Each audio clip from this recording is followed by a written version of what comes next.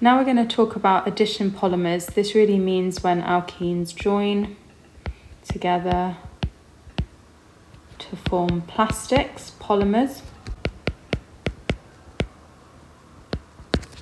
A small subunit, the alkene, is known as a monomer, joins to form a large molecule polymer. Let's look at some various examples. So starting with the simplest, here's our first monomer, ethene, C2H4. When many ethene molecules join together, they form polyethene, polythene. In order to draw that polymer, you need to break the double bond, elongate the bonds, add the hydrogens back in, and add square brackets. The N represents the fact that there's an awfully large number of these repeat units. They could ask you for uses of polythene. You'd want to say something like carrier bags and washing up bowls. What about if you have propene, C3H6? There's the monomer propene. Many propene monomers join together to form polypropene. Again, we break that double bond, elongate the bonds, add everything else back in, include square brackets.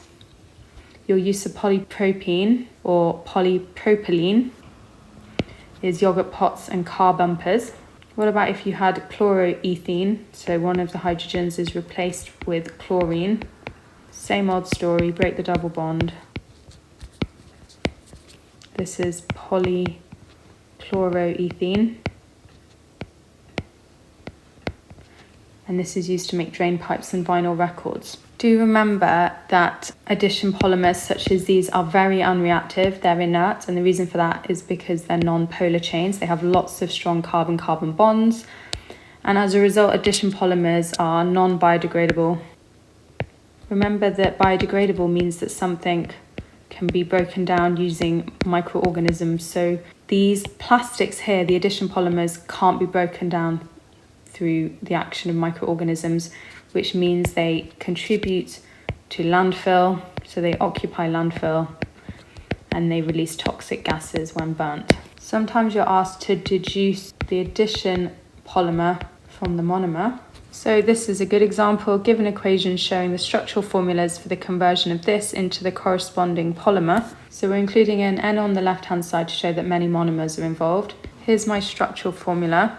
And then it's just the same as before. Break that double bond, elongate the bonds.